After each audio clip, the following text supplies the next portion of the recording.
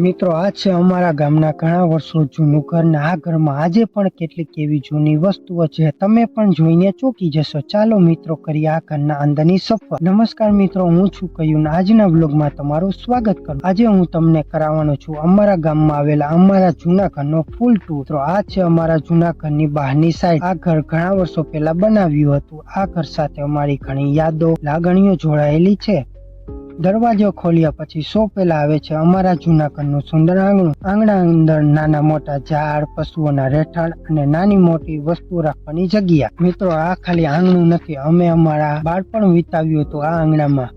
આંગણા પછી આવે છે અમારા જૂના ઘરનો ઓટલો। અહીં પહેલાના લોકો બેસતા, વાતો કરતા અને ગામના લોકો સાથે સમય પસાર। જૂના સમયમાં આ જગ્યા ઘરની ખૂબ મહત્વની જગ્યા હતી। મિત્રો અહીં ઓટલા ઉપર ઘણી નાની મોટી વસ્તુઓ પણ રાખવામાં આવે છે। પછી આવે છે અમારા ઘરનું મુખ્ય બારણું, જ્યાંથી ઘરની અંદર અમે જઈએ છીએ। પછી આવે છે મિત્રો અમારા ઘરના જૂના સમયની ઓસરી। ઓસરી અંદરનો ભાગ જ્યાં પહેલાના લોકો બેસતા, ઘરકામ કરતા અને આરામ કરતા। મિત્રો ઓસરી અંદર પાણીયાનું વાસણ રાખવાનો ઘોડો, માતાજીનું મંદિર, કબાટ, સ્વિચ બોર્ડ, ટીવી રાખવાની જગ્યા વગેરે તમે જોઈ શકો છો। આ અમારા ઘરના જૂના સમયનું રસોડું। અહીં ચૂલો, ખીતી, વાસણો રાખવાનો કબાટ, નાનકડી બારી પણ તમને જોવા મળે। પછી આવે છે મિત્રો રૂમ। અમારા આ જૂના ઘરમાં 2 રૂમ છે। આ રૂમમાં પહેલા રૂમમાં અમારા પરિવારના સભ્યો આરામ કરતા। અહીં તમે જોઈ શકો છો કે મિત્રો પલંગ, ખાટલો, અનાજ રાખવાના બેરલ, કપડા સુકવવા માટે દોરી,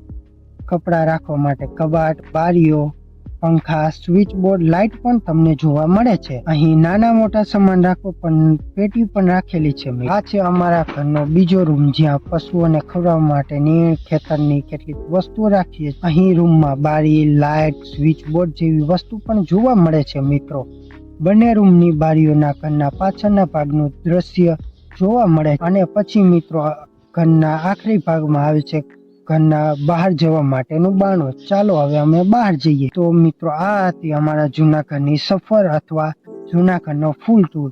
જો મિત્રો તમને આ વ્લોગ પસંદ આવ્યો હોય તો વિડીયોને લાઈક કરો, શેર કરો અને ચેનલને સબસ્ક્રાઈબ કરો। તો મિત્રો ફરી મળીએ અમારા નેક્સ્ટ વ્લોગમાં। ધન્યવાદ।